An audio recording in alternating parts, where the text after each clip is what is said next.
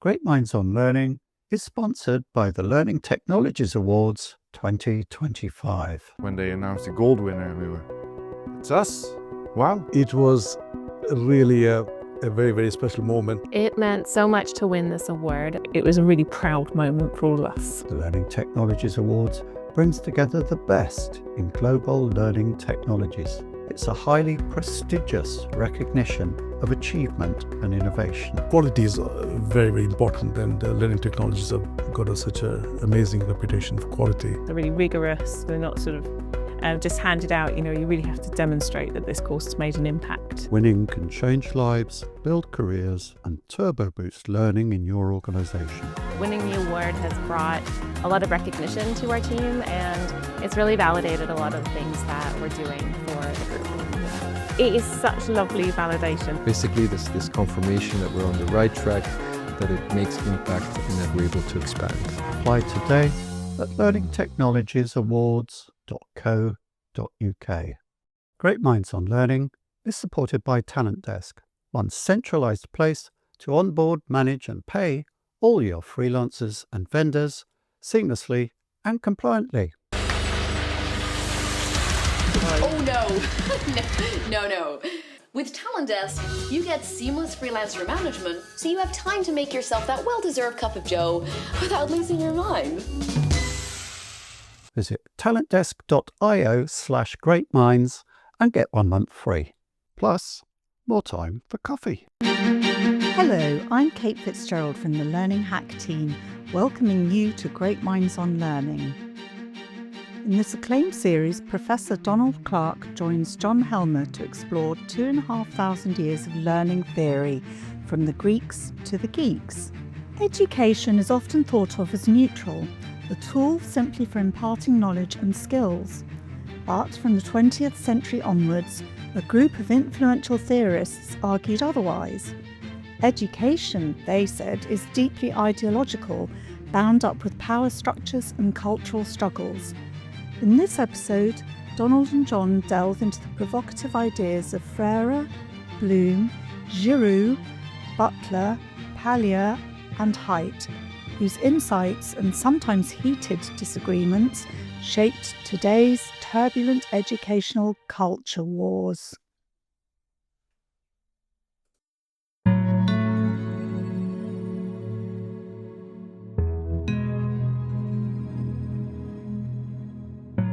So welcome to a new episode of Great Minds on Learning. This time we're covering critical pedagogues, a group of people whose work beginning in the second half of the 20th century revolutionised educational thinking by challenging traditional approaches and advocating for deeper, more critical engagement. In the process, they significantly contributed, often unintentionally, to the current educational culture wars by challenging conventional wisdom about education skills and methods. Yes, we're in the culture wars, the territory where we venture with our hearts in our mouths and tender parts well covered, a minefield in which the fear of cancellation dogs every faltering step. Well, that's me at any rate, Donald. I know you're made of sterner stuff. You like a bit of a culture war yourself. So explain to us, Donald, please, what the title of this category of theorists, critical pedagogues, betokens, other than just that, and what we can expect from this episode. Yeah, so critical pedagogy, which of course, as you rightly said in your introduction, there slips into the cultural wars in terms of critical thinking and all sorts of other things. So we'll find ourselves slipping or suffering from scope creep at some point, no doubt. But critical pedagogy, to stay focused on that idea, which is what this episode is about, is really linked to education, not really training, but educational movement that put this massive emphasis on social justice, this activism, empowerment, and more importantly, challenging oppression, going back to Freire, who we'll cover. I mean, there were many other people here that we'll probably not mention because there's so many in this field of critical pedagogy, but what I've tried to do is put a filter on it. So I've taken out some of the more extreme people. We've already covered Althusser and Habermas in the Marxist episode, so we needn't go into too much detail, but they were critical pedagogues, very definitely. And then there was even more extreme people like Peter McLaren, he's a pure Marxist critical pedagogue, talking about revolutionary intellectuals and so on, and people like Michael Apple and so on, who applied Marxist theory to the curriculum. He was a critical curriculist theorist.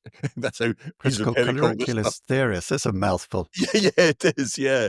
And then, of course, there are really extreme people way out on the edge talking about, bell hooks and so on, feminist critical pedagogy and so on. But rather than get too far out there, I think we want to tread this path between those who are for and against it, so that we try and get some fairness into the debate and coverage here. I mean, it's a very, as you also said something quite interesting there, that you always tackle this topic with some trepidation. But here, I think, in the spirit of being critical, which those people could not possibly complain about, I've tried to compile some figures who are certainly critical thinkers, but represent the various and quite polarized views, I would say, of critical thinking and pedagogy. We've been through this torrid time with the culture wars, or the canon wars from which it came. So it's a highly contentious area, but, I would hope that it only seems fair that the practitioners in this area of critical thinking should be subject to critical thoughts themselves. It seems like quite a reasonable demand that we're allowed to do that. So that's what we'll try and do as we go through this.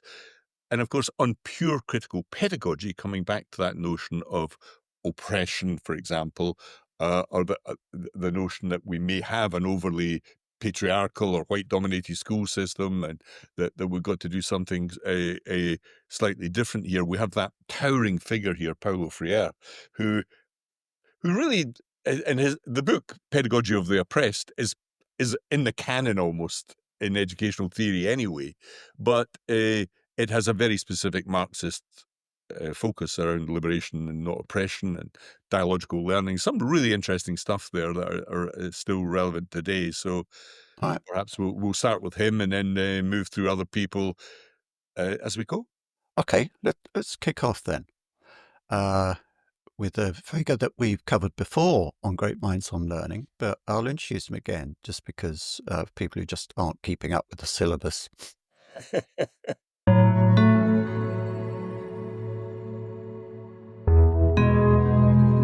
Paulo Regulus Neves Freire was born in 1921 in Recife, Brazil, to a middle-class family. He experienced poverty during the Great Depression, which influenced his educational perspectives. Freire studied law at the University of Recife, but chose a career in education. He taught Portuguese and worked with adult literacy programs.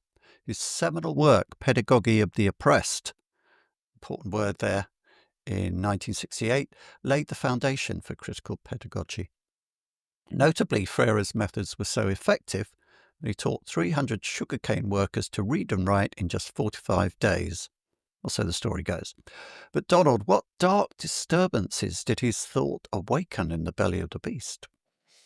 Yeah, that was a nice point you ended on there, that he was a real practitioner. He thought that literacy was the key to unlocking the critical faculties of the proletariat. Remember, this guy was a Marxist. Everything he writes is full of Marxist terminology, really. But this is not a man who just sat on a chair and had some armchair theories about critical pedagogy. He actually spent a lifetime doing things and teaching poor people. He had very precise methods on literacy, which I can explain that as well a little bit, perhaps. But the important thing about Freire is his theory is not separate from politics, and this is the danger with the critical pedagogy movement, is that it brings pedagogy in its rucksack. They walk into the classroom with that, and I'm not too sure that in a democratic society, for example, that's actually right. If the people, the proletariat, vote for a certain educational system, what right does a special intellectual group, namely teachers or academics, have to completely knock that to one side when they're teaching or through their methods of teaching?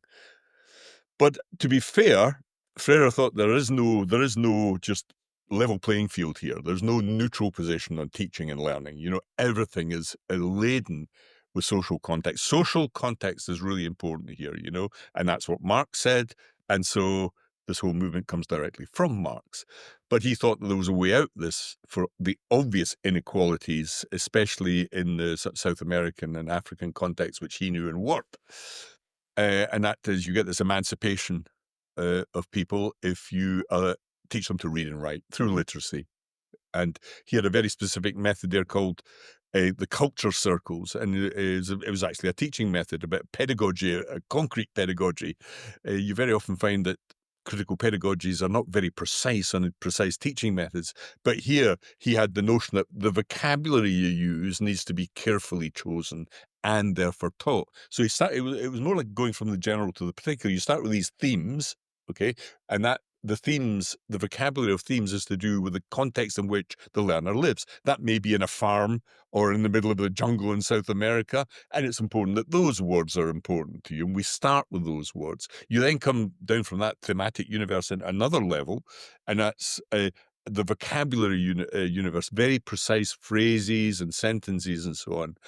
And he actually gets this down to about 20 words. I think it was less than 20 words or so. So that you reading proceeds on the back of those, so that the social context is always included in the teaching of literacy. There's a lot of wisdom in this. You find this in schools where, you know, new teachers particularly use far too abstruse vocabulary. They're shooting over the heads of the users, and working class kids don't use that sort of language. They're slightly puzzled by it all. I can remember that vividly at school myself, you know.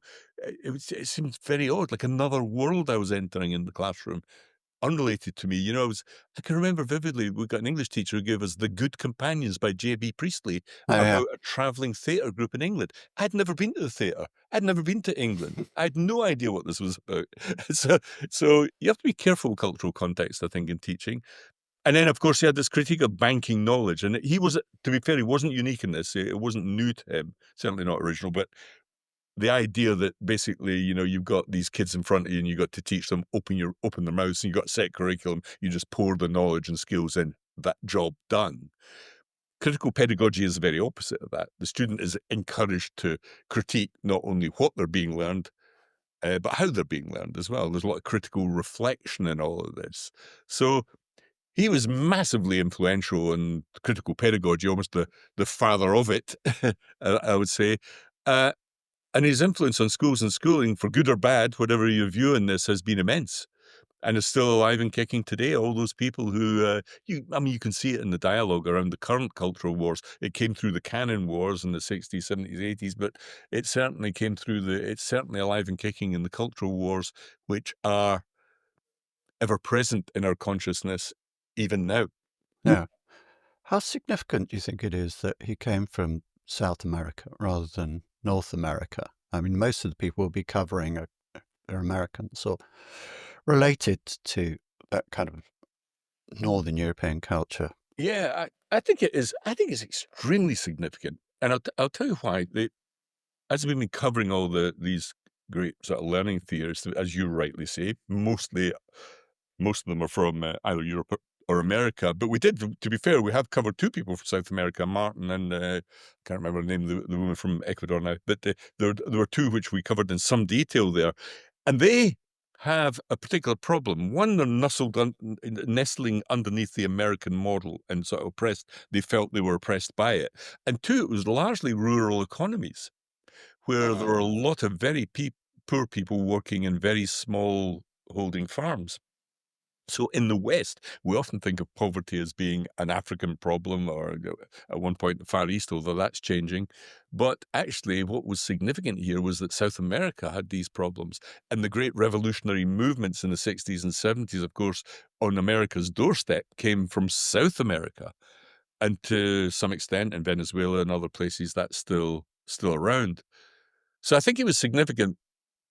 One, because he, to be fair, he appealed more to the Anglosphere, you know, being in South America, even though it's Spanish and Portuguese. His message was welcomed upon those left-leaning people in North America and in Europe. He was more palatable than pure Marxism or other critical pedagogues, certainly. Yeah.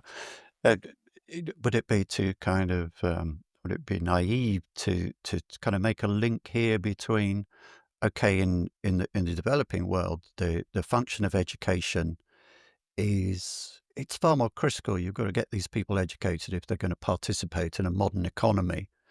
And many, who really literate, and we talked about kind of language learning as being a big thing for him. Whereas the debate is a bit different when it gets to kind of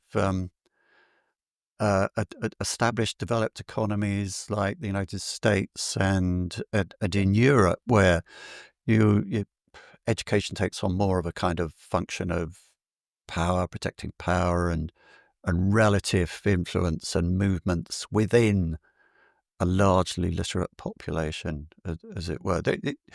Basically, it's a lot starker. And Yeah. Well, I think he's right. To be honest, I think Freire was sort of right on this. Having been in Africa a lot over the last many years, it's really stark there. And what's really disturbing sometimes is you see this sort of elite education in some African countries where the very, very wealthy send their kids to schools that literally mimic an old, almost 19th century European model. They're all in little tartan skirts and uniforms. Yeah. And they get this weird curriculum because they're all going to go to Western universities. They'll leave their countries quite quickly. But actually, for the vast majority of people, that's totally inappropriate, and they don't get that. They get a classroom that barely has a roof, teachers that don't turn up because they get paid badly, and so on. Where I differ from Freire is, I think what's missed here, and what people like Martin tried to do, they tried to revolutionize education, to swing it away from this weirdly sort of public school notion that being critical is all that matters. So, critiquing Hamlet is a great thing for you, even though you live in abject poverty in the bush. I wholly disagree with this and think that education would be for those people would be much better served if it was more relevant to their lives, which is what Freire said. You need to understand the social context. And if that means carrying it through to what they do in life and for a living.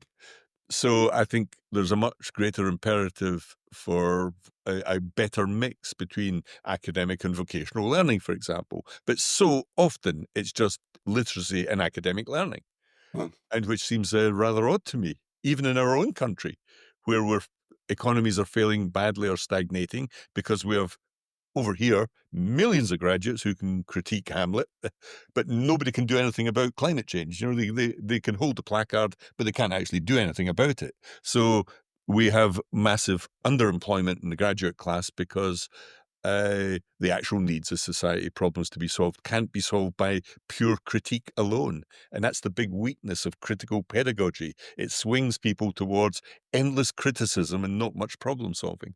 Okay.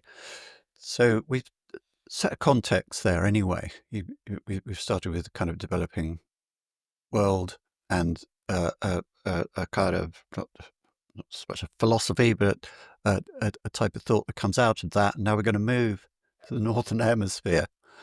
And let's talk about another educator of a very different stripe.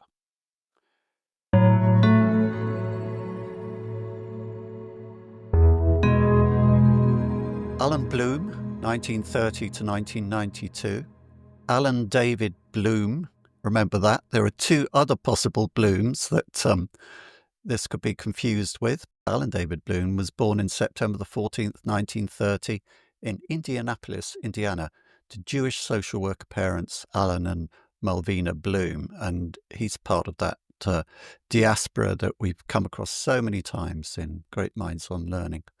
At 16, he enrolled at the University of Chicago, earning his bachelor's degree in 1949, his PhD in 1955. Bloom studied under Leo Strauss, which is very important, and later taught at institutions including Yale University, Cornell University, the University of Toronto, and the University of Chicago. His 1987 book, The Closing of the American Mind, critiques contemporary American higher education. Interestingly, Saul Bellow's novel Ravelstein or Ravelstein, as some people say, based on Bloom's life. In other words, a fictional story about real people. And it is an absolutely exceptionally brilliant writer we have here with Bellow, and Ravelstein is a great novel. I've recently dipped into it for the purposes of this program, and just been knocked out again by what a great writer Bellow is. You know, he's up there with Flaubert for me and a lot of other people as well. Deeply unfashionable, as are all the other novelists of his generation. And I agree with that summation in a way. I personally can't bear Updike, but there you go. That's by the by. A closeted gay for most of his life. That sounds a bit judgmental, actually. He was kind of gay on a, don't ask, don't tell kind of way. Like J. Edgar Hoover, a lot of people knew about it in his circle, but he certainly wasn't an out gay, as we'd call it now. Possibly he died of AIDS, very disputed. He is a conservative thinker. I mean, it has to be said, and the elitism is in there. It's not a thoughtless, knee-jerk type of elitism. It has its roots in Strauss, the thought of Strauss, his teacher. But Donald convinced me that he wasn't just a conservative thinker who hated the Rolling Stones. Hated the Rolling Stones, yeah, that's right, yeah. Well, of course, so he writes this. I mean, I think he's an interesting person for the following reason. I think we're going to deal with somebody else here, which is Paglia later on. And she said something, Camille Paglia, she said something really interesting about this guy, which is namely all the Blooms, there was a blooming of the Blooms here, Allan Bloom, so not Harold or Benjamin. Allan Bloom was the first, as Paglia said, was the first shot in the culture wars. She lived through that period and was teaching at the time. This is the late 80s, the closing of the American Mind book. Yeah. And it caused a huge stir, this book, and it caused a stir, funnily enough, it did him a lot of harm, because in the book itself, he is a massive critique of rock and roll or modern music. And this actually is, to be honest, is not a trivial analysis by him. He goes back to Nietzsche, and he blames Nietzsche for everything here, by the way. Yeah. And he says that Nietzsche sort of is, calls him the last man. Nietzsche basically introduces this notion of relativism. There is no truth. We have to face up to that fact, the horror of that fact. But as part of that critique, I think he should have read more Nietzsche, actually, The Birth of Tragedy, because he completely dismisses the Dionysian side of art, which of course is rock and roll, baby. That's what it is. Mick Jagger, the avatar of the Dionysiac, Nietzschean Dionysiac. That's right. Yeah. And it was quite interesting. I didn't know the fact that he was gay there, and that's an interesting fact, because he equated rock and roll with the explicit expression of sexuality. That's why he didn't like it. Yeah. In fact, he thought it was rock and roll he described famously as a masturbational fantasy. That's why he didn't like it on TV or in literature or in music, certainly. But to come back to his core proposition here in the closing of the American Mind, which actually closed him down a little bit, because everybody who loved rock and roll just dismissed them as being too conservative for his own good, as it were, by eliminating whole areas, a whole art form, effectively. But he was really talking about literature and teaching and learning in universities. So he's a big critic of American higher education, which you thought had drifted massively into what he called vulgar relativism. In other words, sociology, the general sociological studies, which had invaded the humanities, he was dead against. And he's on Paglia's side here. Yeah. He thought that we had completely abandoned this great books type program, that vast positive, the dizzy heights of intellectual culture, for a sort of low-life sociology. He thought we should be engaging with the best of literature and not generally with literature as a whole. Now, that's an interesting view. It's a conservative view, but it was also deeply rooted in his love of two figures, which we've covered before as well, and that's why it's relevant to education, and that's Plato and Rousseau. So he really loved. In fact, he translated Rousseau's Emile, and then he thought that Plato's book, The Republic, both of which are really heavily involved in the discussion and critique of education, he thought that they were companion pieces in many ways. He also translated Plato's Republic, which is interesting. But he thought that higher education should be a higher calling, not a low-life calling, which he thought it had turned into. He goes back to the he blames Nietzsche and Heidegger for these, because replacing everything with sort of general values as opposed to rock solid views or explorations of higher order thinking in philosophy and literature. And it's interesting that he dies in the late 90s before the internet and social media takes off. Boy, would he had a time with those. Yeah. Is the exact opposite. But the interesting thing about his book is it's written from the point of view of a teacher. And, you're talking about a man who's deeply rooted in Enlightenment values, but he thought it was terribly important for the learner to become an autonomous thinker.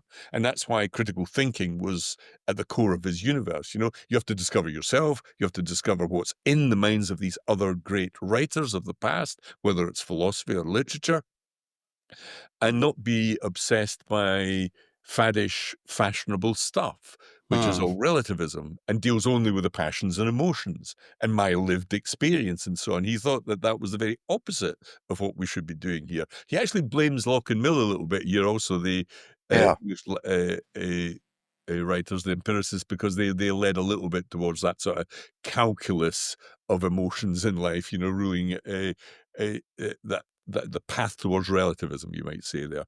And he also hated with a vengeance what he saw as the vacuous emptiness of continental philosophy. So really significant figure here. And he never called himself a conservative, but he almost certainly is.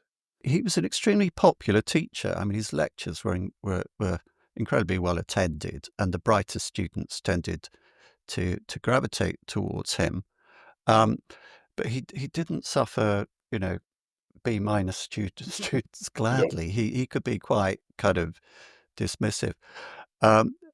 He hadn't necessarily thought of publishing. It was Saul Bellow, the novelist, who encouraged him to turn his lecture notes into a book, and had nagged him about this for ages because he was such a popular lecturer. And the book actually made him a millionaire. Yes. It was a bestseller, and although it was widely attacked, it was also incredibly successful. Yeah. And suddenly, with the first time in his life, he had loads of money. He always kind of lived on loans from his friend. And the novel Ravelsting gets him at a moment when he's in a Paris hotel. He's got all this money, massively successful, and he's staying in the same hotel as Michael Jackson. Which is really interesting. This is the last novel that Bellow ever wrote, actually, and he wrote it when he was 85, and that in itself is extraordinary. But after I'd kind of read a bit of Ravelsteen, I turned to, I thought I'd do some actual research. As you know, my learning style, Donald, is YouTube. So I looked up an old edition of Firing Line, where he's being interviewed by William Buckley, the founder of New Review in the 80s, and I was quite astonished that the portrait I'd found in Bellow was there on the screen. He just really gets the man. Yeah. But also, what it made me feel really strongly that Camille Paglia remark that it was the first blow in the culture wars. It can give you a kind of false sense of teleology with this thing, because that Buckley interview takes you back to a previous time. I mean, his chain smoking throughout the interview, for instance, and immediately that looks odd. And the kind of languid patrician lolling about in the chair you get from both, and the drawling you get from both Buckley and Bloom. It kind of sums up a moment that we're very far distant from. I think he'd have been astonished by a lot of the changes that happened afterwards. So, and also it was that another thing I think you have to remember with him is his experience of being at Cornell when it was taken over by student radicals with guns, and the Black Panthers were kind of much in evidence as well. And there was a kind of a recoil from that moment, which you see all over the place, following the kind of events of '68 with establishment figures. And that is part of what kind of prompts the closing of the American mind as well as the kind of purely theoretical stuff of too much continental philosophy. But if you look at the way that this has played out in our own time, I'm not sure that Bloom, this kind of refined, sophisticated intellectual of the right. Okay, you'll find sexism in the book, you'll find racism there, but once you've said those two things, that's not all there is to say about Bloom. I'm No. not sure if he'd have had any Well, time for kind of Alex Jones and I'm that not mob. convinced that it's so distant, really. But let me explain why I find him really quite interesting in himself. Everybody's flawed, and he has more flaws than many, perhaps. But why is he relevant? I mean, it was interesting. We're going to be dealing with Judith Butler later on. And I also watched a long interview with Judith Butler, who seemed exactly like Allan Bloom. Oh yeah, the elitism. So the danger is yeah. that we live in an age of cynical and not critical reason, and that we shouldn't let that skew reasonable attempts to improve the world. So we have this obsession with the word critical pedagogy, critical theory, and so on, But the danger is that that whole concept of critical theory almost immobilizes us. It's highly intellectual.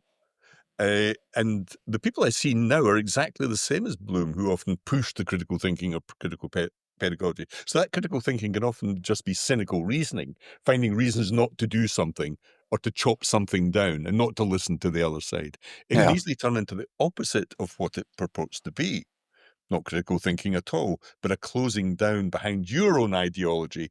And the danger here is that all of these figures, whether it's far right, far left, or the middle, if you have that word critical, the danger is critical from what point of view? Do you think you are right and you have the right to be critical of other theories? Or should you be critical of your own theory, which critical pedagogies are very often not? They almost take their own core beliefs as absolute values, sort of deontological, ethical position, and that's where it all goes wrong. And that's what I like. Bloom was well aware of this, but he said the danger is just collapsing into one side. That's a problem with relativism. You can't have a side. Yes, that absolutely, and I think that's kind of part of what I'm saying. It's that kind of openness, the broadness of his culture. I mean, he had an extraordinary broad culture, and his conversation apparently was wonderful. You could easily look at a figure like this and just say it's reactionary, but the man is bigger than that. As the culture wars move on, you sense a real shutting down. Yeah, and on both sides. He's had a sort of second wave, really, because he's discussed in the cultural wars. If you know more breadth of it, and you can move beyond the sort of social media froth and look at the intellectual discussion of it. He's a figure who was certainly seen as having something to say. In other words, he was highly critical of it, as are many people currently as well. I mean, there are many, many good books that we'll be discussing from people like Haidt and others who are also critical of some of the madness of it. But there's also some good stuff in there, which we'll cover as well. Yeah.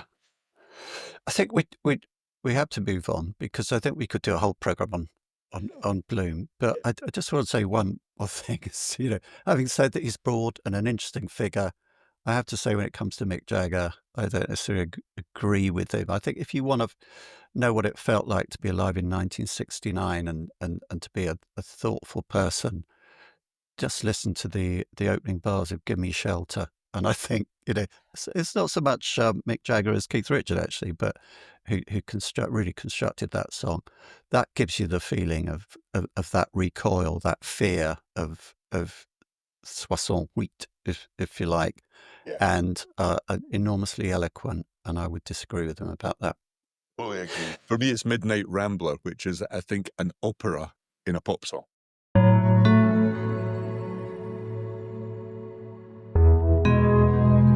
Henri Giroux, 1943, still among us.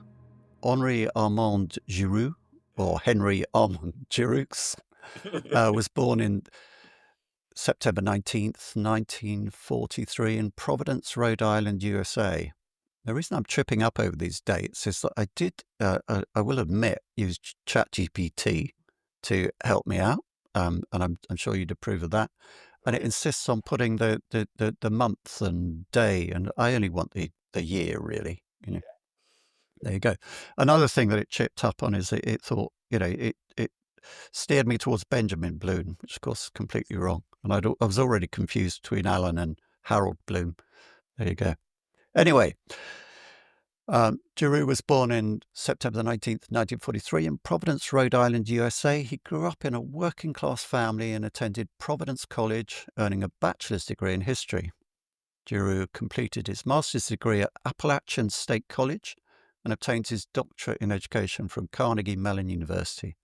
He was taught at Boston University, Miami University in Ohio, and McMaster University in Canada.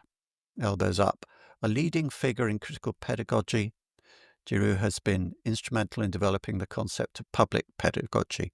Notably, he's among the top 50 influential figures in 20th century educational discourse. Donald, is this where the trouble really starts, as in where the woke mind virus gets going in education? His critique of education is clearly coming from a very different place from Bloom's, but was he really influential?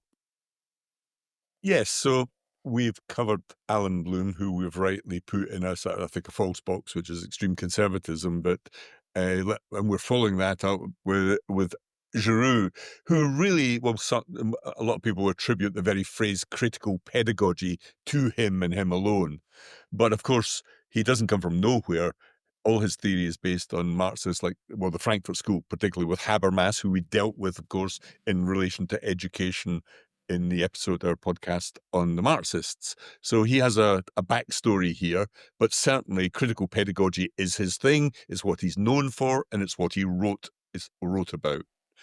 And just I'm repeating myself a little bit here. Remember that critical pedagogy is this notion that education actually bakes in ideology, and that most people are unaware of this, but actually when you send your kid to school, that's exactly what they're going through, a sort of ideological education.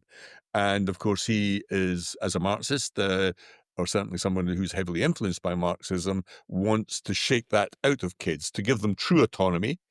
Then you have to understand that all education is repressive, especially the sort of capitalist education, and that schools are almost an unwitting vehicle of oppression. That's his view. Now, there's a big problem here, which is, it's all very well you saying that, Mr. Giroux, but that's what the parents want. That's what society wants, and it's what democracy voted for.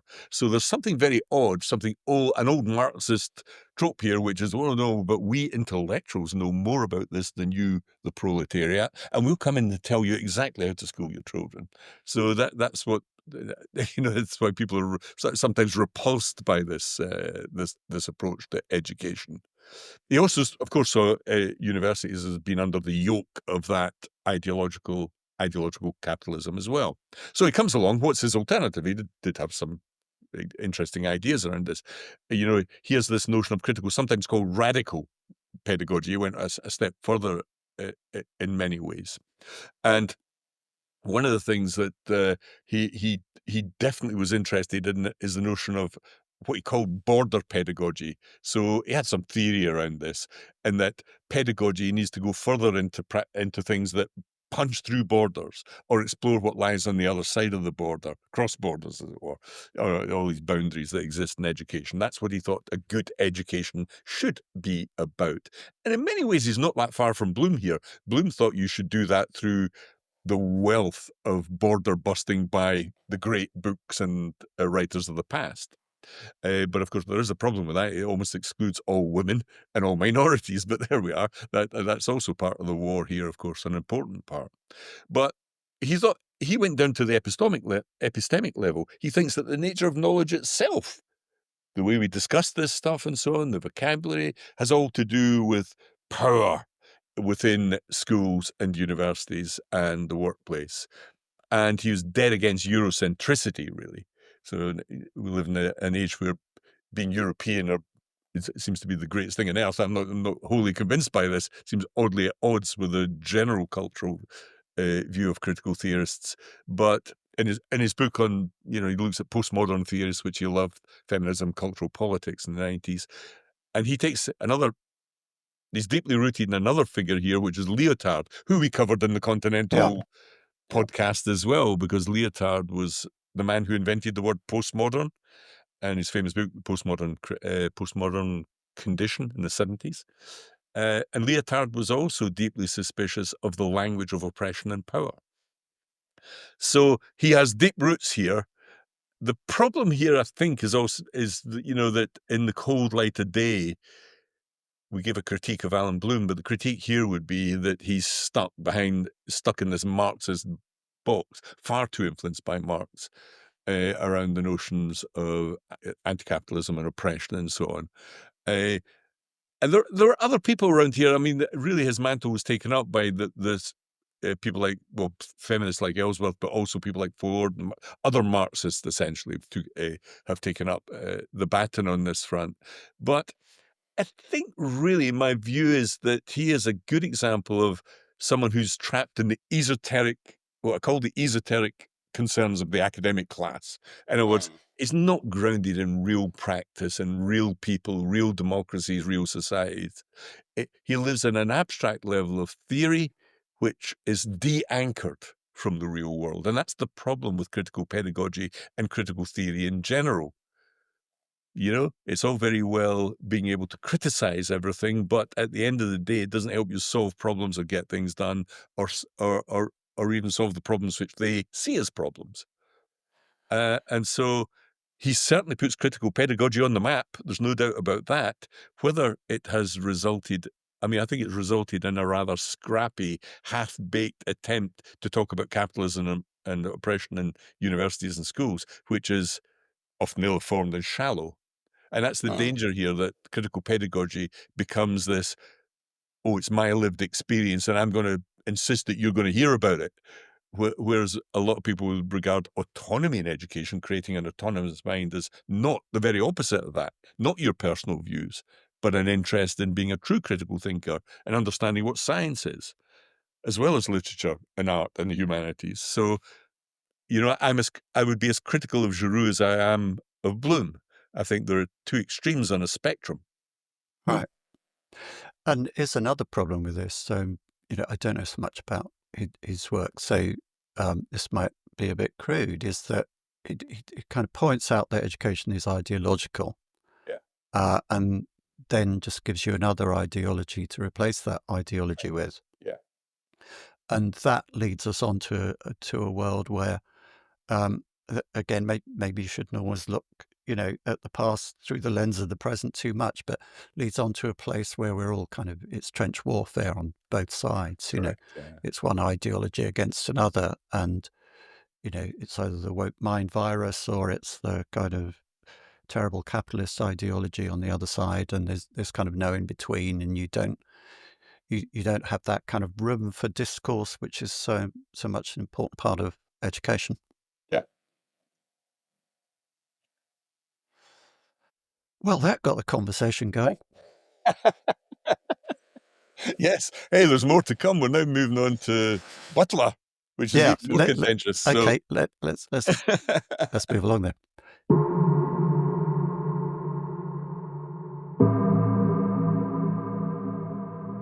Judith Butler, 1956, which I don't think is any great secret. That's the year I was born as well. Yeah, same as me. So, both of us, a direct contemporary here. Yes, yeah. Judith Pamela Butler, who identifies as non-binary, was born on February the 24th, 1956, in Cleveland, Ohio, USA, to a family of Hungarian and Russian descent. They attended Bennington College and later transferred to Yale University, where they earned their bachelor's degree in 1978 and their PhD in philosophy in 1984. Butler was taught at Wesleyan University, George Washington University, and is currently a professor at the University of California, Berkeley. Their groundbreaking work, Gender Trouble 1990, introduced the concept of gender performativity. An interesting aspect of Butler's work is their influence on political philosophy, ethics, and fields such as queer theory and literary theory. I mentioned ChatGPT earlier. There's an interesting story to tell here about the pronouns that in that extract I've just read out. If you read Butler's biog in Wikipedia, it has those they and them type of pronouns, which for a person of my age, odd that I was born in the same year as her, I actually find really hard to get my brain around and my tongue around. You know, I have a friend who's non-binary, a work colleague who's non-binary, and I did a long podcast interview on the Learning Hack with her, and respect that. I have a trans daughter, and yet I find it really difficult to get my head around the pronouns. And it is interesting, and I bring this up because pronouns becomes a very important part of this particular culture war. When I asked ChatGPT to give me a kind of rough first draft of these biographies, the Butler one came back with she and her and all that stuff. And I looked it up on Wikipedia because, of course, you always look up your sources, and found that it was the thems and theys. And I asked ChatGPT, you know, what are you doing here? Why have you made this change? I'm, you know, just interested to know why. You know, paranoia creeping in. And I got an apology from ChatGPT. Said, sorry, it should have been like this, and reinstating the thems and theirs. So I don't quite know what's going on there, but it is interesting that, you know, I'm not going to complain about the difficulty. I'm just going to say that a lot of us have trouble keeping up, and anybody with teenage kids will know. So Butler's at the centre of some of the most contentious issues de nos jours, and not just pronouns. I felt very Allan Bloom saying de nos jours, not just pronouns. Donald, she's still listened to and still highly controversial. We're moving into some figures here with Butler and Haidt and so on, who are kind of meat and potatoes every day for anybody who keeps up with this stuff. Judith Butler wrote an article in my most recent issue of London Review of Books. Haidt was on Ezra Klein's latest podcast episode and so on. But how would you describe Butler's influence on learning? Yes, well, I'm not confused. I'm not surprised that you were confused by the language. I don't know if you've read Butler. Almost impossible, I think. You know, it's so esoteric. Read some articles rather than... Yeah, but the books themselves, God, I have tried. And I'm quite reasonable at reading sort of more philosophical, dense text, but God, this is a chore. It's really very esoteric. There's a very good reason for that, and that all her work is grounded really in Derrida and Foucault, but Derrida in particular, who played around with language a lot, and we covered him in a previous podcast as well. But of course, you also have, this weird world, which she's partly responsible for introducing and extending the LGBTQIA2S+. You know, it goes on and on and on. So, you know, and this is the danger. It doesn't surprise me that ChatGPT makes mistakes or apologizes here, because it's so strange and overlapping.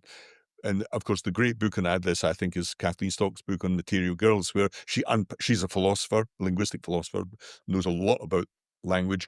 And she said that this is the promiscuousness of language. Language is all over the place here. It's almost impossible to pin anything down. And I think that's what has happened with Judith Butler on the whole here. You know, it's so strange. You know, all those weird worlds. You move away from biological sex, and then you go into the, fair enough, lesbian, gay, bisexual. We understand that, transgender, and then queer, which gets big billing in her work. But it's very difficult to understand what that is. Intersex, asexual, two-spirit, and all sorts of other things. In other words, it seems to be just like Derrida inventing language for the sake of it, almost. But she goes one step further, and that's this real questioning of biological sex, which is, to my mind, just mad, crazy, but nevertheless, many people believe that biological sex, in her case, almost I was thinking it doesn't exist, which is bizarre to me. But she has a focus on sex, gender, and sexuality. That's why she's such an important figure here, and that certainly is the topic of the age in terms of critical pedagogy. Again, grounded in this Foucault Derridian world, but she takes an extreme position on critical pedagogy and theory. That's the thing. So you mentioned the word queer there. So that's her. I mean, the word pops up everywhere in Judith Butler, including the sort of active version of it. This is around her notion of performativity. You have to unpack that to try and understand Judith Butler. So to queer, that's the whole process and thinking about disrupting all these traditional categories like biological sex, men, women, male, female, and so on, because she thinks that's oppressive language and that it wipes out the real emotions and feelings and views of some people. There turns out to be relatively small numbers of people, nevertheless an important group of people. So queering is all of the activism, performative activism. Well, that's unfair actually. Performativism is for her something a wee bit different from that. All the activism that takes on all these weird subversive and disruptive forms, like putting drag queens out in the world and into schools and so on. Queer theory sees both gender and sex as socially constructed. This is important. She is a 100% full-on social constructivist. Let me say right now, I am not. So woman, for example, that for her is just a performance. To say you're a man or a woman is just a performance that is constructed out of a gendered reality, which is much more complex. This is what she calls performativity. So in Who's Afraid of Gender, that was published last year, there's this weird book, really, that has this core idea that all of this is just performative. It's how you act or talk about you as a person and how manly or womanly or not you think you are. That's what all of this is about. And it's clearly not, in my view, because biological sex is a real thing. And if you work as a doctor, you have to know that, or you'll be in big trouble very quickly. And she goes right down to that level. Remember, in the book Bodies That Matter, on the discursive limits of sex, she talks about sort of destroying that world, really. So gender, in a sense, she thinks is just a grand delusion, for most people, the idea that you're a man or a woman, that we're just fooled into thinking we are, and that misses out that sort of discursive construction, the playing out of roles, the performative view of the world. She thinks that we're just playing out, this notion of binary gender roles, male, female, heterosexual, homosexual, even she criticizes as being too binary. Language represents for her oppression. Okay, that's she thinks that all of that's oppressive. And that's why she wants to break free from all this and makes everything, break free from this fixed, normative, and oppressive language into this, and this is where she goes back to Derrida, where she gets it all wrong, I think, as it's just a big mistake. She thinks that the world's too full of these masculine norms. Now, Derrida had a term for this, which is phallogocentrism. And that is a bullshit term by Derrida, which most people have dismissed in him, but she takes it really super seriously. And then it gets really wild, I think, with Butler, because she then goes into a thing called performance as parody. This is where the drag queen stuff comes in and so on. The notion that you have to be massively subversive and parodic in your expression of gender, and that you have to impose your will on the world to make sure that you're recognized. I think this is where it's all gone really badly wrong, because it's a very small number of people who demand respect and should be respected for what they are, but to destroy all the other norms that people believe in at the same time seems a bizarre step too far. But I think the problem here is she has another problem in that most people talk about Judith Butler. I really made the effort I have 3 books by Judith Butler. I tried in all 3 and found them absolutely impenetrable. No joke intended, but I absolutely did. Absolutely impossible to read. And I have real doubts as to whether people really have read Judith Butler when they talk about Butlerian theory and its performative nature. I have doubts as to whether people have really explored this with a critical pedagogy or critical theory hat on. Because if you do, you get into trouble really quickly. Because language can be promiscuous, get out of control and misleading. As Wittgenstein warned us, be very careful with abstract nouns in this area of philosophical thinking, because they can lead us astray. And that's why I really loved Kathleen Stock's book called Material Girls, because she tackles that issue. What role does language play in all this? And how does it suddenly slip into these category mistakes? Okay. So it's really hard for me to take a philosophical system that needs drag queens as its vanguard. What sort of world have we slipped into here? So it's that slippery slope problem here. There are some really important issues here, but she has gone so far down the slippery slope, it's almost irrecoverable. Of course, I haven't read as much of you of her and Kathleen Stott as well. I've seen Kathleen Stott being interviewed, and perhaps there's some injustice in her being kicked out of Sussex U the way she was, but I find the way she talks about her students off-putting, at the least. Do you not think that there is, though, something in that the assertion that gender, not, like you, I believe biological sex exists, but I also think that gender is a bit performative. I mean, to be a man involves manliness and all those kind of macho virtues. It involves an element of performance, and I mean, you see this in wrestling. It's a kind of performance of weird rituals, and maleness is something that's being enacted in that way, and just kind of young men when they're trying to become men, like young boys when they're trying to become men. The whole business, the whole way they do that is performative, and it is kind of performance. Well, Also, of I grew course. up in a world where BBC Light Entertainment was full of drag queens, and Danny LaRue and all these people like Dick Emery and so on. And it was kind of a constant. We were constantly having this sort of a reality that gender is a lot more fluid than the establishment like to admit. Having that kind of rubbished in front of us through this kind of pantomimic display of upsetting gender stereotypes. I mean, there's a lot of performance in gender, isn't there? Even if you believe that underlying it, biological sex is a thing. Or am I a fence sitter, Donald? Am I just a centrist dad? I don't think we often disagree completely, but I'm definitely going to disagree. Life is not wrestling, John. And it's certainly not the world of drag queens. I think the problem here is it takes that proposition, those parodic views of gender, and universalizes them. So the obvious example is this: as her theory clashes completely and utterly with the defenses of the feminist concept of a woman. You have to get rid of that. That's just performative, apparently. So feminism gets thrown out, the baby with the bath and the bathwater, as objects of oppression. So feminists are oppressive.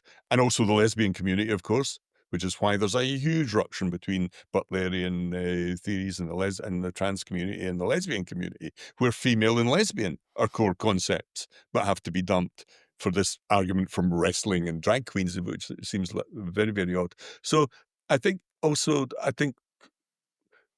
Kathleen Stott nails it, because, I mean, if you take Judith Butler's calling herself bisexual, for example, that bi is deeply rooted in male-female biological sex. So, and you find this when you read Butler, you can Kathleen Stott does it, the whole book's about this. You can constantly just point and go, no, you're wrong there. You've just used the very categories which you think don't exist.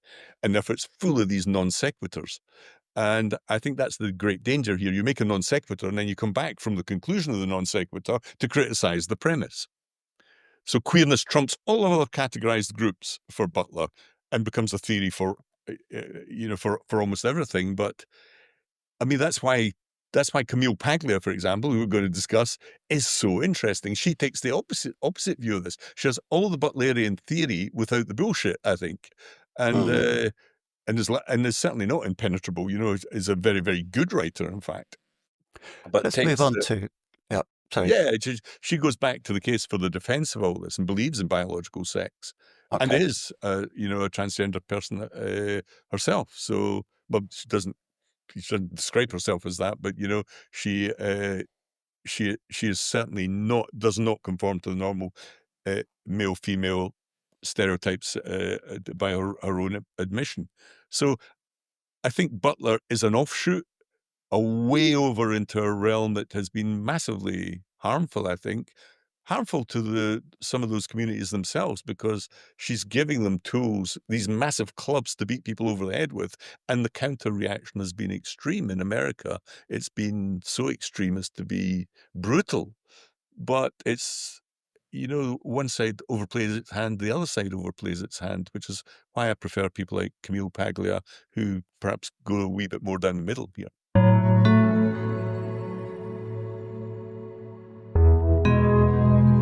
Camille Paglia, 1947, still among us. Camille Anna, although interestingly not as high profile as she was, say, in the 80s and 90s. Camille Paglia was born on April 2nd, 1947 in Endicott, New York, USA, to Italian immigrant parents. She studied at the State University of New York at Binghamton and earned her master's and PhD degrees from Yale University. Paglia has been a professor at the University of Arts in Philadelphia since 1984. Known for her provocative views on feminism and culture, her book Sexual Personae, 1990, became a bestseller. Paglia has been both celebrated and criticized for her critiques of modern culture and feminism. Though she has not transitioned, Paglia identifies as transgender. I find it hard to get my head around that, Donald. Yes. Yeah. She reports having gender dysphoria since childhood. Yeah, it's fair enough, I think, and says that never once in my life have I felt female.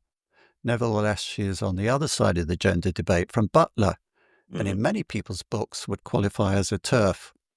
Yes, yeah. TERF, for those who aren't so familiar with the culture wars, a trans-excluding radical feminist. A very different prospect from Butler, representing an entirely different take on feminism, a libertarian and a contrarian. She's always been great at that hugely important skill for a public intellectual in the 21st century of drawing attention to herself. I first came across her, I suppose, in the 80s and 90s when she was, she was a fixture on cultural BBC programs. Yeah. You'd have figures like Alison Pearson, who's now a kind of rather rabid Daily Mail columnist, Tony Parsons and the like, and Camille Paglia had come along there. And she was kind of an American Julie Burchill, was the way that we looked at her then. Good description. Yeah. But it was always a surprise to me to discover that she's also quite a serious academic in some ways. But Donald, has she had a significant impact on learning and education? I mean, I'm really undecided about her because all this stuff about Madonna and being a feminist icon, it's all a bit Spice Girls to me, in Spice Girls feminism. Is she really a serious thinker? No, I think she is, yeah. But I think I've included her here because we have Allan Bloom and we have Judith Butler in many ways at the polar sides of the spectrum, you would say. And what Paglia does is synthesize the two quite interestingly. That's why I think it's worth bringing her in, even if she hasn't had the massive influence of some others. I think she's an interesting figure because it consolidates the argument a little bit here. And let me explain why I think that's true. First of all, certainly her focus is on art, culture, gender and sexuality and all the stuff we've been discussing. And indeed, there was a beautiful, I still think it's a great book called Sexual Persona that a lot of people read. I read it way back in the day in 1990 or so when it was published.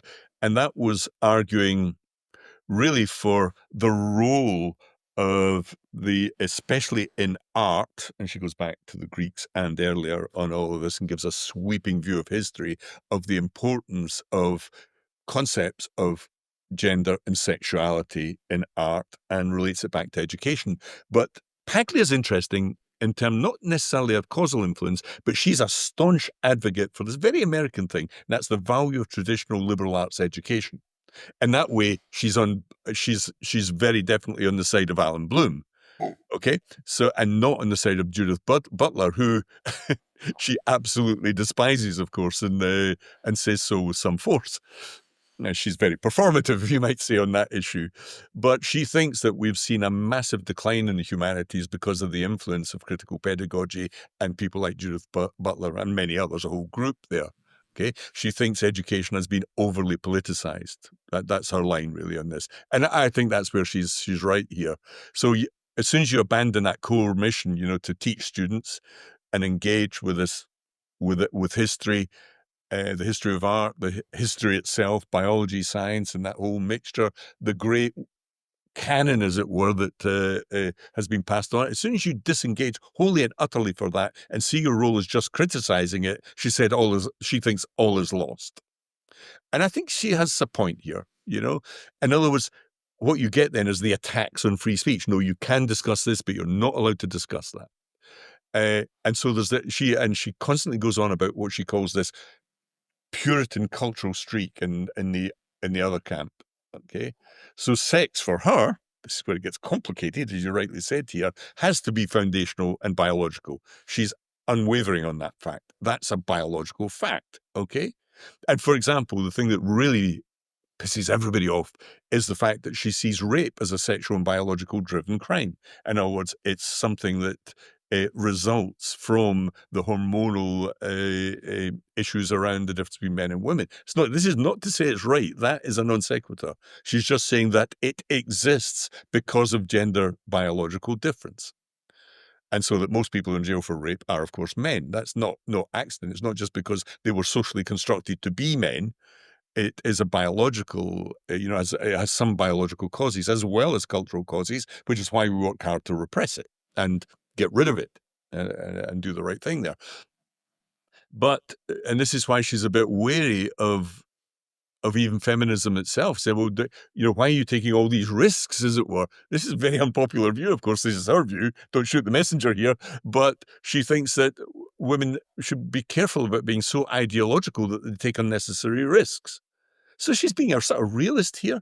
But she is an absolutely vigorous and relentless critic of post-structuralist, postmodernist thought. Coming back to that last point, Donald, doesn't she get accused of victim blaming for that stuff about that's right. rape? Isn't that just the equivalent of people saying, women shouldn't go out in short skirts and they're asking for it? But it's so easy that's where this promiscuous language thing is dangerous. It's so easy to come out with these little tropes like victim blaming. No, she's not blaming anybody here. Putting the word blame in front of victim here is a bit, as soon as you introduce that type of language into the debate has to stop. She's saying, no, she's not blaming people for that. What she's saying is there is a real world out there, a real world of risks when people are drunk and on drugs and so on, and that we have to be conscious of that. That's something anybody with a son or daughter would do naturally when they're parenting their children. You can't abandon all that. And it's not a black and white issue such as that type of language would represent. It's a complex issue where everybody has to be a bit careful because bad things really are bad. But there are reasons why they're bad, and we're not going to get rid of them by being utopian about these things and ignoring all the risks.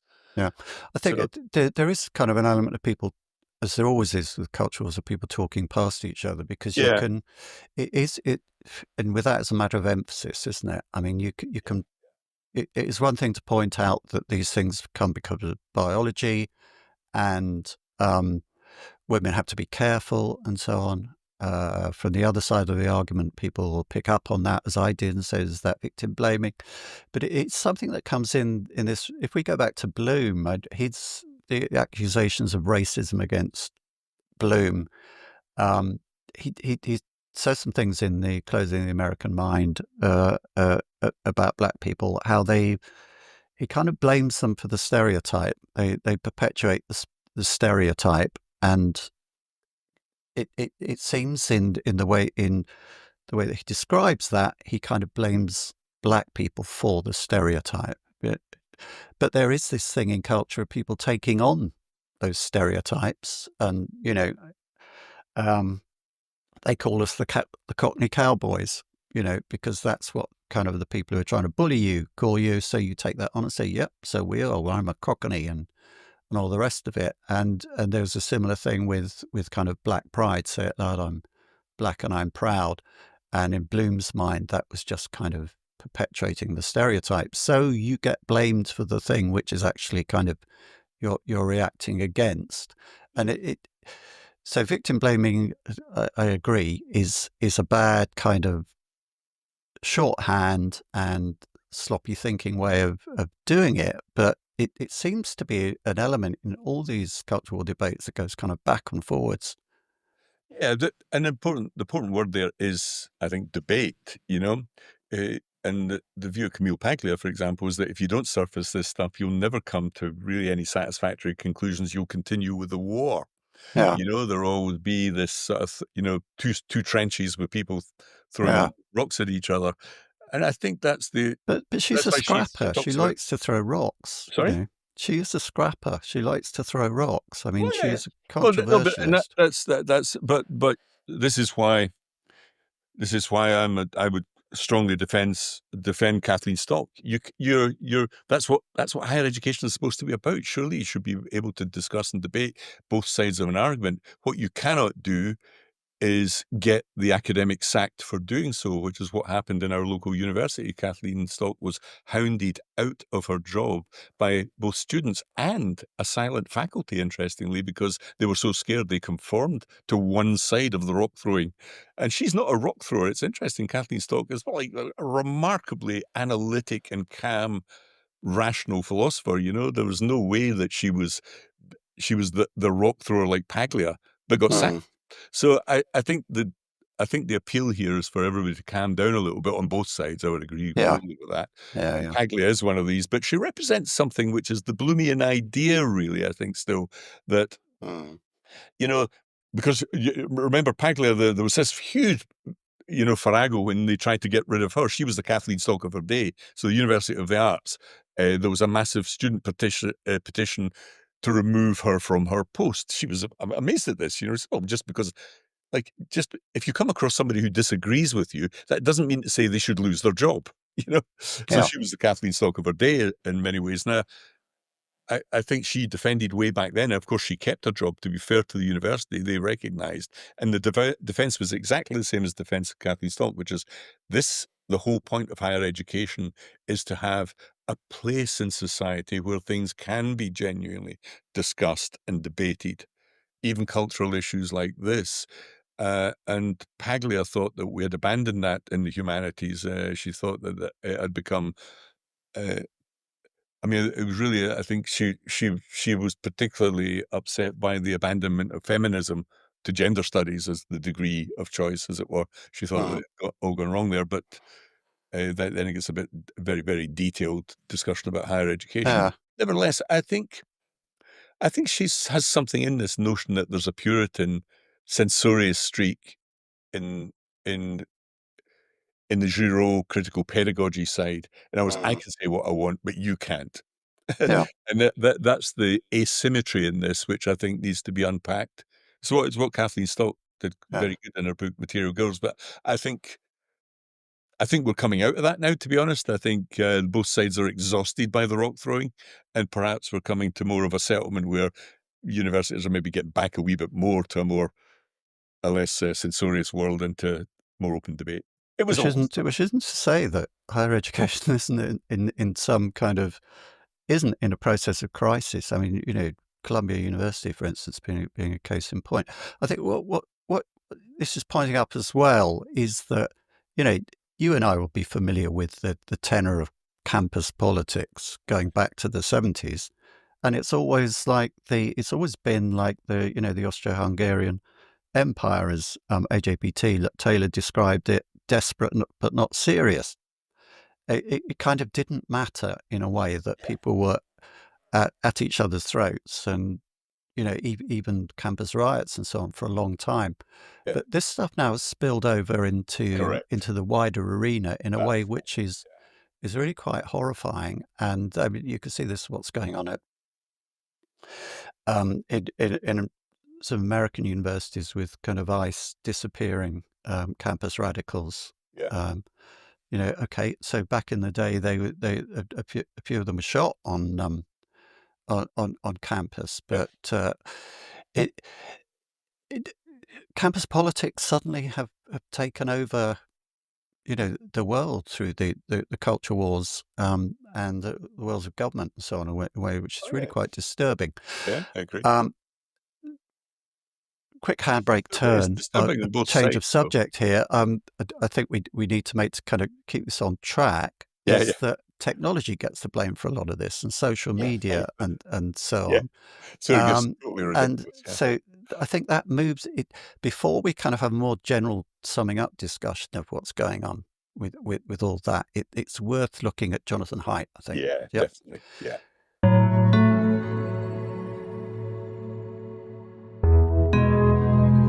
So Jonathan Haidt, 1963, still among us, very much so. As I said, he was on Ezra Klein's podcast just last week in the time of recording.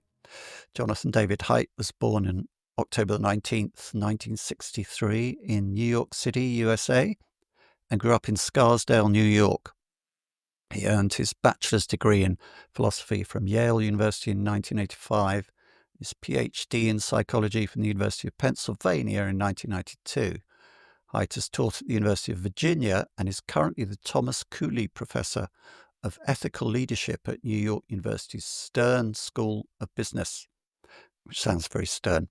His research focus is on morality and moral emotions, and he's the author of The Happiness Hypothesis, 2006, and The Righteous Mind, 2012. Notably, Haidt's work has significantly influenced discussions on political and moral psychology. Donald, an awful lot of parents who have previously been quite permissive with their children over mobile device use and social media are now swinging round to Haidt's corner. But how do you assess the significance of his thought? Does his strong emphasis on morality give you any worries, as it does me? I'm kind of with him to the point where it says what we really need is strong morality, and I think, like, whose morality? Yeah. No, that's true. But there you go. What do you reckon? Well, this may sound curious because I spent my whole adult life in the technology business, learning technology business, but I'm a big fan of Jonathan Haidt. Well, let me explain why. I think remember, his whole shtick isn't about blaming technology. Most of his books hardly mention technology at all, in fact. So I think if we tackle that first, because you're right. So let's start with that notion that he is grounded in a notion of moral thinking. When we think about a moral issue, what goes on in our head? And here he is a fan, and I agree with him, of David Hume. David, who interestingly enough was cancelled. I studied philosophy in a famous building in Edinburgh called the David Hume Tower. It's no longer called the David Hume Tower because two students decided that he was racist on the basis of a footnote. I think that, personally, that's ridiculous. He was an 18th century figure. But going back to Haidt, he thinks that basically emotions are he's a social intuitist, which is what you'd call him in philosophy. That's his position. In other words, morals are based on feeling and emotion. Reason comes later. This is a very Humean view of the world, okay? And that's why people get so worked up about politics and these issues. And indeed, this whole podcast is about that issue. Why do people get so crazily angry on these issues? Well, he thinks that's because our basic thinking about morals is deeply grounded in emotion.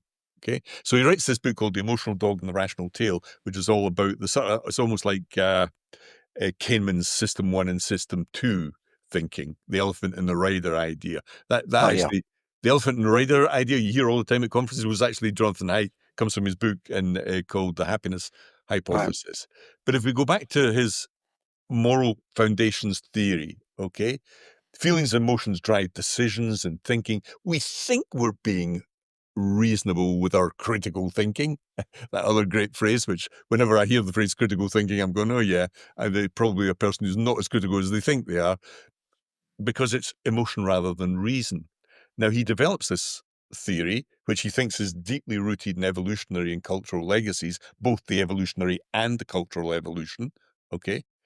And he thinks that actually what both of those things, we as a species, through both evolution and cultural evolution, have managed to get on with each other and cooperate with each other because we live in social groups and have for millions of years. And he has a very clear theory of this, which builds upon Hume's theories of sentiment, which is, there are about 9. I can't remember what they all are now, but you'd have to go and read them, as it were. But he thinks there are distinctions like little axes like care and harm, authority and subversion, sanctity, degradation, all that sort of stuff. But let's not go into too much detail here. But he thinks that these opposite sides of these coins result in different political stances, conservative, liberal, although we use liberal in Europe in a very different fashion there. Yeah. But he thinks that there is this natural binary sort of cleaving in the very nature of our cognition that causes these problems. But he tries to get round this problem, as did Kahneman, by saying, listen, you've got to understand how the brain works here. It's this elephant and rider idea. There's this big lumbering elephant that just tends to go on and react emotionally to its environment, but you're the rider. You can control it with reason. But actually, the elephant, if it wants to go somewhere, you ain't standing a chance. You really got to work hard to stop yourself being led by the intuitive world of feelings and emotions. Okay? Now, there we can go into, I think, is his most significant book, and that's The Coddling of the American Mind. And that wasn't that long ago, a few years ago, but I think it's a great book. And it wasn't him that wrote it on its own. There was also, it was co-authored by Greg Lukianoff. So it's a double authorship on the book. But this is where what I love about Haidt is he's quite empirical. He looks at the data and he comes to very strong conclusions on all this. Okay, so you might want to jump to his conclusions first before understanding what the causes were. But he thinks the current generation is really in trouble. And he thinks they're in trouble because it's partly our fault, John. He thinks they're in you trouble. and me. Yeah, don't include me, says John. But he thinks there are three sort of, he's a bit cliched in his description. He thinks there are three things that are going on in the heads of the current generation which are not good for them or us. First, the notion that he's got a nice way of expressing it. He says, what doesn't kill you makes you weaker. The very opposite of the Nietzschean view. So he takes Nicholas Taleb's idea of anti-fragility, this idea that in trying to help the young and be nice to them and pander them all the time, we do them great harm.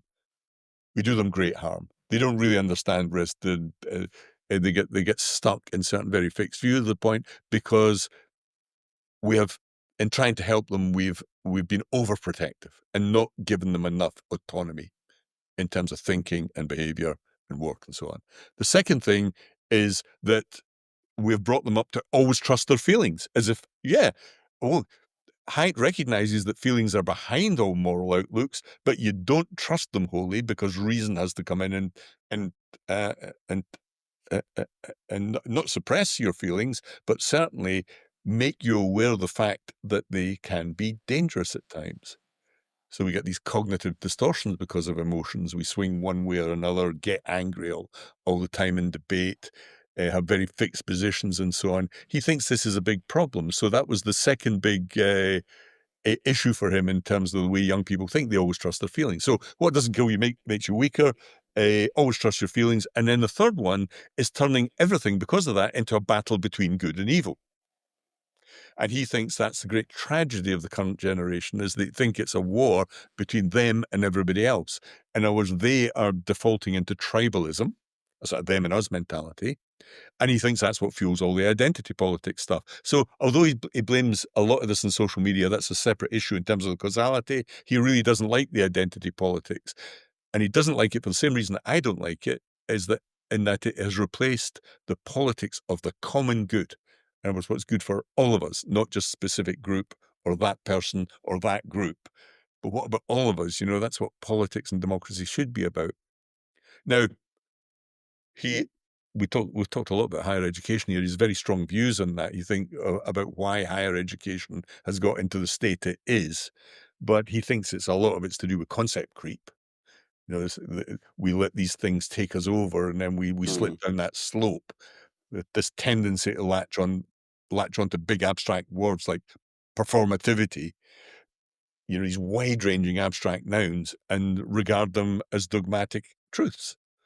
And then suddenly, you cover them like an elastic to cover everything, and of course, they were never applicable in the first place. Okay, so he uses a very good example here: the word violence. Suddenly, violence. What you say can be violent. Language can be violent. A phrase, a word. We're jailing people right now. There are dozens of people got put in jail in the UK because they tweeted. And that was regarded by the courts as an act of violence or causing violence. I think that would be a good example of what Jonathan Haidt calls concept creep. The language of safe spaces, trigger warnings, microaggression, all that sort of stuff. And that sounds as though violence is everywhere, when it's not really. These are perhaps the ways in which young people traditionally just navigated the world, but they're suddenly categorized as absolutes. So I think he's an interesting I don't think he's a predictable generation basher, one generation No. down on the neck. I think he's No. far from that, because if you read his works with some care, he goes into a great deal of, he takes great care about the research upon which he bases his conclusions. Yeah. The rationalist in him talks about the polarization cycle, that we've seen on campuses, the rise of anxiety and depression and all those sort of things, particularly paranoid and helicopter parenting, which he thinks has been a particularly destructive feature of the modern age, the decline of free play, which he dates. He puts very specific times on this. Not only the failure to allow your kids to just go and play around as I did and was allowed to do, but also the bureaucracy of safetyism. And then finally, he thinks this is resulting in a terrible thing. This constant, every minute of every day quest for justice, social activism, where injustice is seen everywhere, when it isn't really. It's just normal kids growing up and trying to get to grips with the world.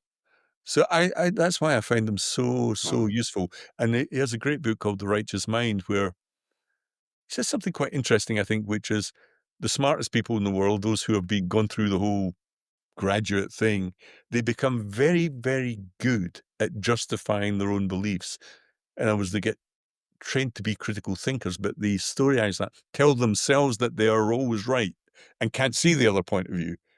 I think that book is a really marvelous book, because I think it explains a lot of what has gone wrong with the world recently, and that we've had a class that think they are absolutely right on everything, and that those people below them, who they look down upon, the deplorables, don't even have a right to vote almost. It's like, how dare they disagree with me? Because the self-justification of critical thinking isn't really critical thinking. It's the self-justification of your own absolute beliefs against others.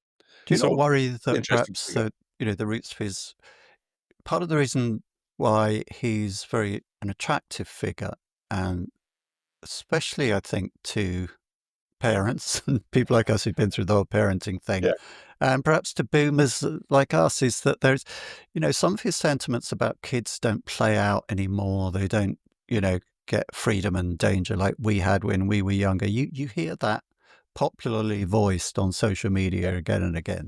You'll have seen those kind of posts about that.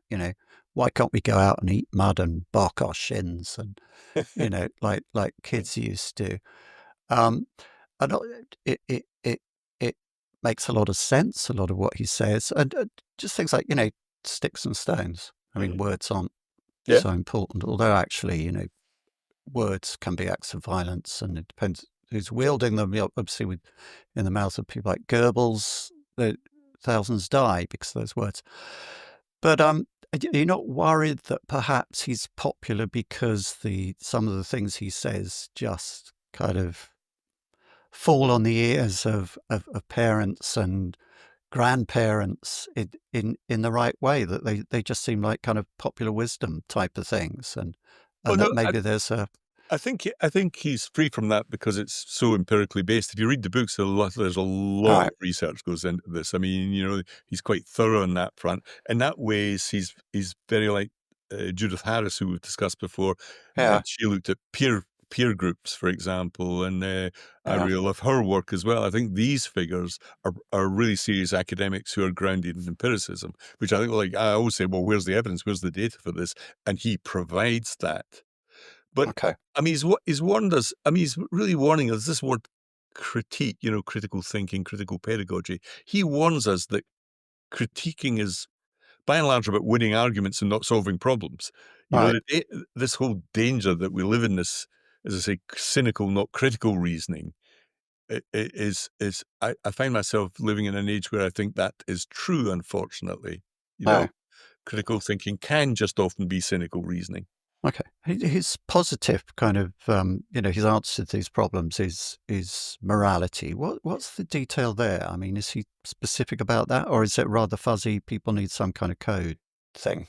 No, he's quite precise there in his diagnosis of the problem. So he takes Hume's theory a little bit further, as saying, has these 6 innate moral foundations, so fairness and cheating, and saying he thinks these are like normal, like, okay, we think that AI causes plagiarism and cheating, but cheating's always going on. It's part of the way we, if as soon as something becomes transactional, then you find a way around it. So, you know, Yeah, we call it gaming.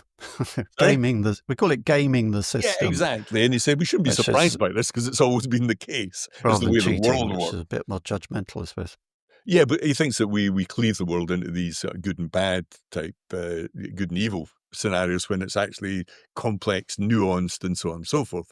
I think he's absolutely spot on there. Most moral philosophy points towards that being true. You know, you know, the whole Enlightenment thing opened moral philosophy up to that whole notion of it being complicated and not simply good versus evil. And that's where I think he's. And of course, he grounds this stuff in evolution as well. He's got he devised a really interesting thing called the disgust scale, which are right. In other words, you take an emotion, it starts as a biological phenomenon, but sometimes turns into something else. So disgust comes from the protection of the mouth against things that are going to kill us if we eat them, then the body, and then eventually moral concerns. He thinks that sometimes morality is deeply rooted in bodily function and our evolutionary past. I also agree with that as well, which is why we mistake them as abstract deontological things in the world of ideas when they're not really. This is why people like Paglia, some of the people discussed obviously, Paglia and Haidt, deeply root stuff in biological reality. You can't ignore the fact that we have a gender difference, every single one of us, in our genes. You can't ignore the fact that we have hormonal systems that are different, but what you can do is discuss the cultural evolution side of that and how it's nuanced and complicated, and not necessarily take an absolutist position on everything here. And Haidt is one of those people who's not an absolutist. I think he does some really interesting things, even down to the causal stories he tells about why has higher education become so polarized. He has actually some solid ideas there grounded in good sociological research. The rise of anxiety and, you know, paranoid parenting, the rise of anxiety and depression, decline of free play, bureaucracy of safetyism, all that stuff. But it doesn't come out with those out of thin air in this sort of generational bashing. He grounds it in real studies. But on the positive side, I'm still wondering if his, you know, prescription that we should have kids should have moral guidance is that airily kind of plonked on the table like that. You know, what's the morality he's talking about? I mean, the reason it worries me is I probably only learned one thing about parenting, which is that they don't really listen to a word you say, but they watch very closely what you do, and that, you know, your example, whether it's a moral example or whatever, is enormously important. So it does worry me that you could, for instance, you could listen to the podcast I listened to, you know, the Ezra Klein one, and hear him saying, you know, you need to give moral foundations, and imagine parents sitting down in this kind of slightly 1950s American sitcom scenario and giving their kids lectures about morality. No, we know that doesn't work. No, he believes in the opposite of that. So it's easy to think that I can see what you're thinking now there. Yeah. He actually thinks that's the last thing you should be doing.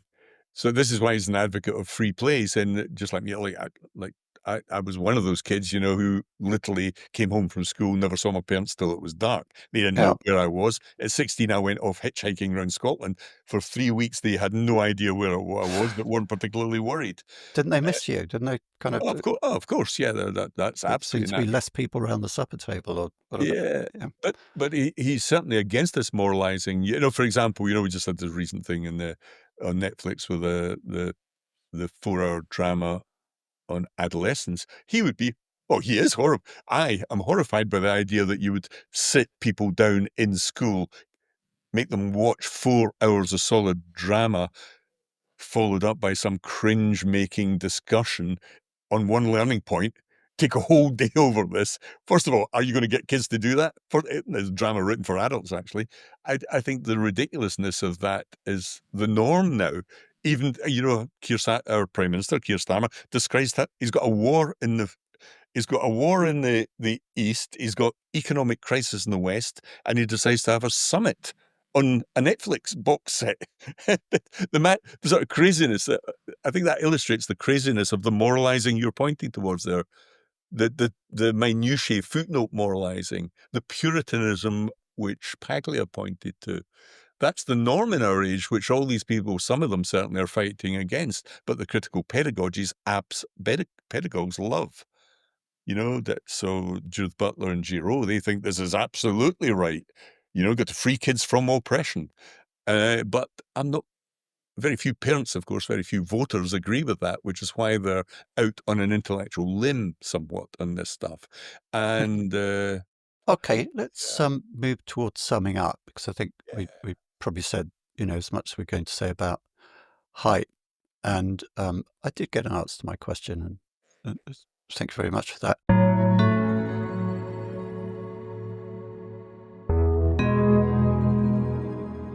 How do we sum this up?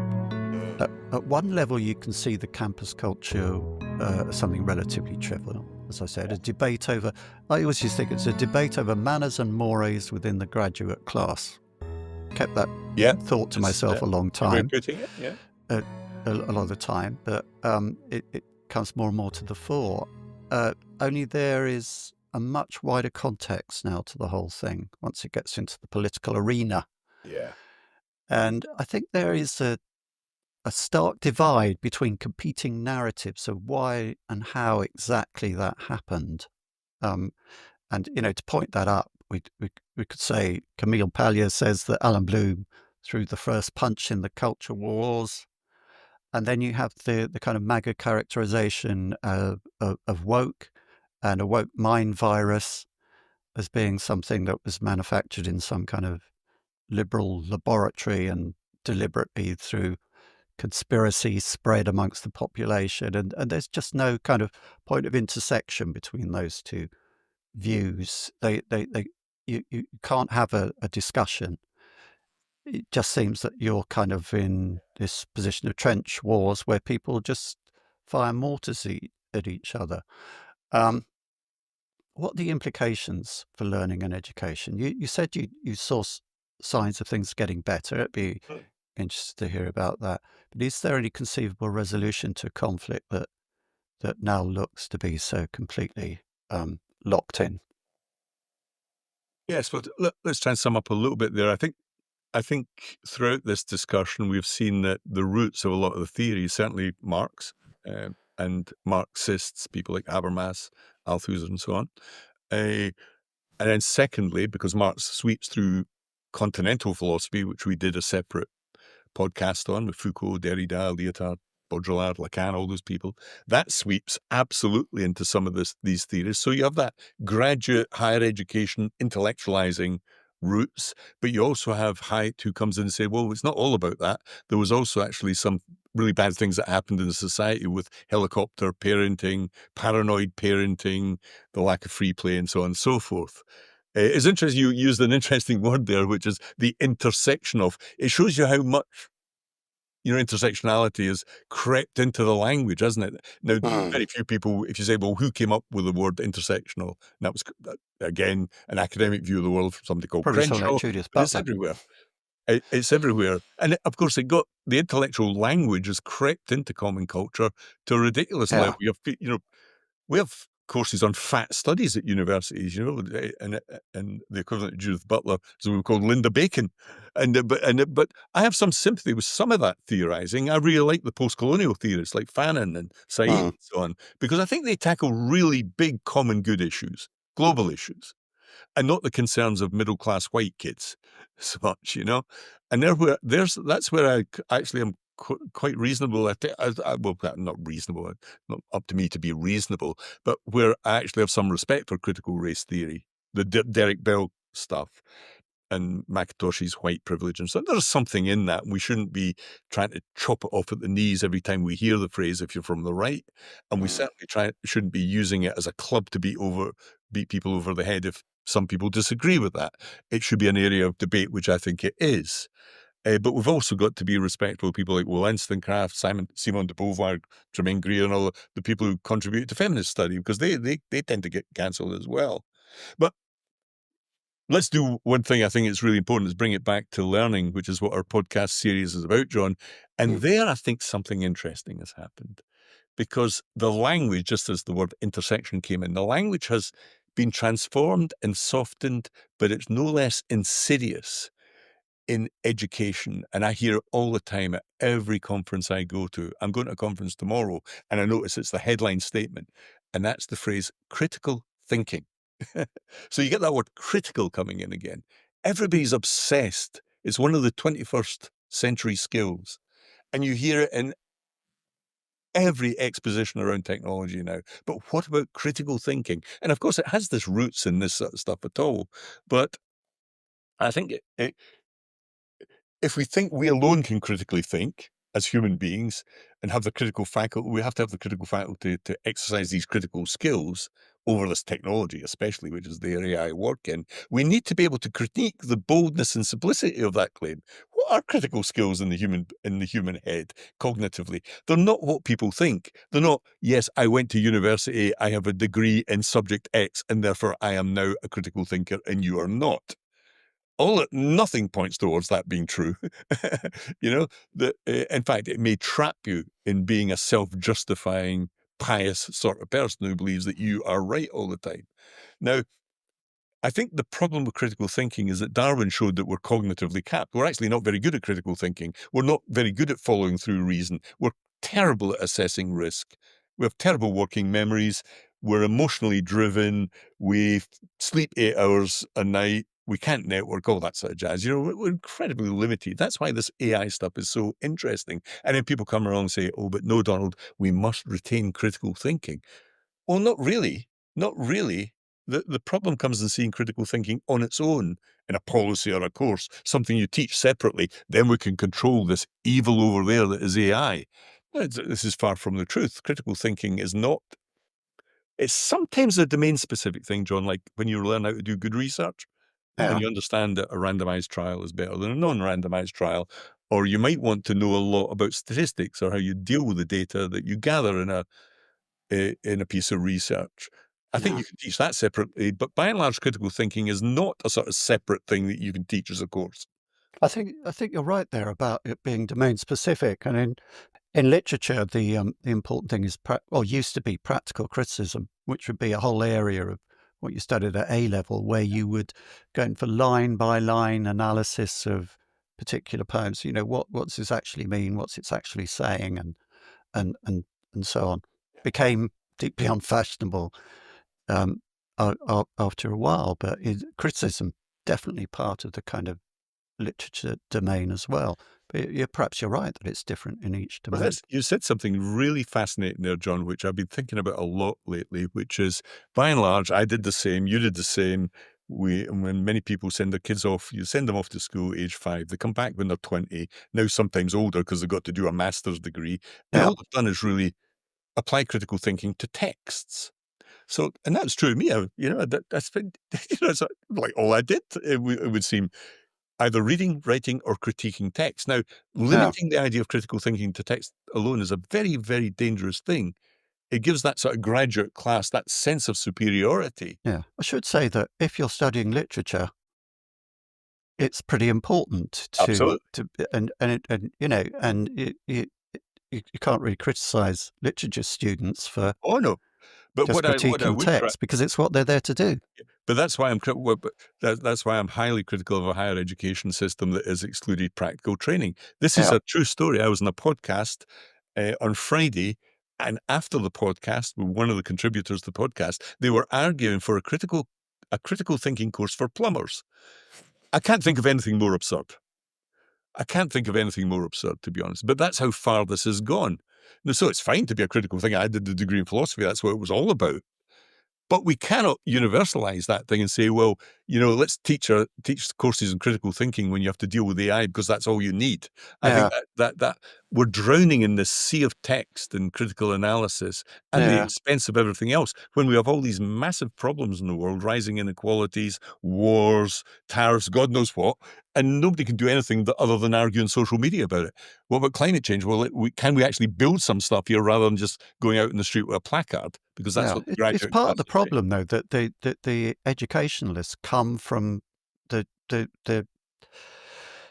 liberal arts side of education. Not enough scientists and Angela Merkel and people, Yeah, well, I would Margaret agree. Thatcher and so on. Not enough people who are grounded in more kind of practical and vocational perhaps subjects, Yes, but just things like engineering where you know.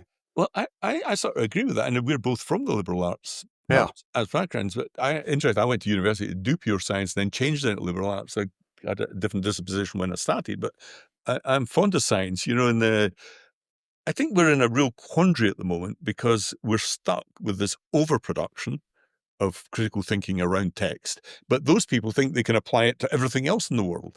Moral issues, practical issues, like the person who wanted to recommend critical thinking for plumbers. Are you crazy? Have you ever met a plumber even? That would seem as an absurd proposition. They'll learn the practice of plumbing. And that's how they solve problems in plumbing. It's very domain specific. But I think something else is really interesting happening here, because whenever as you know, all I do is AI work these days, AI and learning, and I can't tell you, my heart sinks when I hear the phrase critical thinking in a question, because what lies behind that assumption, I think, is a conceit, which is we critical thinkers, we humans, have to control the evil demon. Yeah. Now, something else is happening here, actually, because if you use AI a lot, you may be using, for example, I use AI a lot for deep research. As I'm writing a book. There, you're actually using AI to help you critique something, because everybody's brain is so limited. It takes forever to do good research. So the AI, in many ways, you're collaborating with AI. You're co-creating with AI. You're being critical with AI. You're being creative and co-creative with AI. This notion that we have this unique critical critiquing skill that nothing else has in the world, I think, is untrue. That's why I go back to this notion of communing with AI. We have to be using these things in a different context now. It's why the word critique, critical thinking are sounding like tropes to me now, rather than real things. We're not looking at the complicated and nuanced nature of working with technology to help us with these problems in dialogue, in a sort of dialectic fashion. That's where we're going wrong here. We're assuming that we have this absolute God-giving. It goes back to the romantic idea that art is all about the individual human being and the spark of divine creativity. We're still hanging desperately on to these essential oils, these human, unique forms of human exceptionalism, when every day the proof is staring us in the face that it's not true, and that this technology is actually doing quite well in all of these fronts.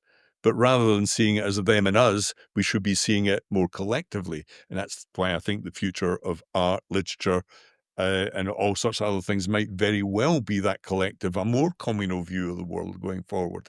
So what technology offers for me. So, and I think coming back to education, I think rather than seeing AI as something separate out there and to be denounced because it allows you to cheat, it should be embraced and seen as something that will be integral to the future of our species in work, learning, play, life. If we go back to the very roots of what critical thinking was, about, surely it's not just accepting received ideas, and without seeming too much to want to kind of loop back for the point of view of completeness as we get towards the end of this. It's interesting that Bloom, as a teacher, he wanted to disabuse the students of the notion that their parents knew anything at all. He wanted to separate the kids from the families. That was the point of getting them away from home to a different city or town. Having them in university is that you could then just sever them from their parents. So forget all this stuff that you've had come down to you. He did believe that. We are now going to turn you into autonomous thinking people. I mean, there is something in that. There are massive dangers in it as well. Yeah, obviously, but that is part of the root of it. Is that we shouldn't accept received opinions, and maybe that is something that, I mean, obviously that's something both of us believe in, and I think people who listen to Great Minds on Learning come to for that is let's look into those received opinions. Let's examine them. Let's chuck them up against the wall, see what sticks. Yeah, I would agree with that. But there is with it has come the sort of Humboldtian idea of the university is the only route for doing that. And that the kids who don't go to university, I have twins, one who did and one didn't. Now, the one who didn't is an extremely smart lad. I could debate with his brother who did, as well as him and me. And I think this dismissiveness of anything other than a sort of graduate route, and let's remember what this turned into. It turned into this, at the end of you're getting your degree, they all march lockstep into middle management jobs, finance. It's not as if they're stepping into doing anything that's good for the world. By and large, they are the people who propped up this financial system that's clearly failing us. All these leaders, from Trump to Starmer, were all graduates. The business schools themselves pumped all this stuff into the world. I think the danger is in overplaying this notion of going away. You're sort of partying for 3 or 4 years, but becoming an autonomous human being where actually you get conformity. You're amongst people like you from your class. You don't really understand plumbers or anybody else in the world, and you come out with those attitudes. I think that's happened in my lifetime. Of course, it's no accident that 50% of people go to university, higher in the US, and the other 50% don't. So you have a 50% on polarization in the popular vote. And when people say populist, they just mean people not like me, non-graduates. And so everywhere you go across Europe, in every single country, you have this 50-50 split now. And I blame higher education partly for this, because it hasn't given us one side who know everything and are good critical thinkers and who are right. They've got one side who have absolutely done some terrible things to the other half and still continue to decry them. And until we get some resolution of that, we will continue to see social unrest and massive problems. But let's not imagine that higher education is the solution to this problem when perhaps it has been part of the problem. No, you certainly don't have to go to university to unstick yourself from received ideas Absolutely. and learn about the world. And I think it is kind of interesting in the progress we've been charting here. Perhaps you can say that starting with Freire, who brought in the idea of oppression into it and the people who are oppressed. And, the liberals have been criticizing the establishment and the terrible things it does to stoke up inequality from a position of massive equality, as it were. And that position, it's the dog that caught the car. Yeah. We now had the revolution that people used to want to have going on, and it didn't happen in the way that liberals wanted it to. And that could sound a bit crowing, as if I'm a MAGA person. I'm certainly not. The absolute opposite. I am the Ayatollah of Wokistan, as my friends will know. But I think we're definitely in a moment of crisis, and we need all the resources of learning to help us through this. Yeah, I think we've been successful in. I'm thinking back what we said right at the beginning of this podcast, John. It's important with critical theory that we don't assume that they are right. That they need to be subjected to critical theory as well, and that people who work in higher education. It may seem odd that you say something like, "I think higher education has contributed to social inequality," but we should be allowed to say that and discuss it outside of the context of higher education as well. Or else, what does the word critical mean? It cannot mean critical theories. It can't just suggest that you need to be critical as long as it's not of their theories. And I think we've successfully navigated through people in that little constellation where it's complicated, nuanced. But one thing we can't abandon is that debate about it. In the spirit of being critical, we've got these, we had this string of figures here, but at least we've tried to, I think, not fall into the trap of all education should be just about a fixed canon. Neither should it be absolute relativism, and it certainly shouldn't be about both sides clubbing each other to death on social media or on the university campus. That's a good place to finish, I think. Debate, we can reassure people that Great Minds on Learning is not creating a canon. We have people on here that we disagree with profoundly, and they're not always the same people. No, certainly not, no. Thanks, Donald. Thanks for another No problem. That was really fun. enlivening discussion. Cheers. Yeah, thank you. Great Minds on Learning comes from the Learning Hack team and is produced by John Helmer. The podcast is based on a series of blog posts written by Donald Clark, and we thank Donald for his kind collaboration in this project. We'd also like to extend a heartfelt thanks to our sponsors for this season.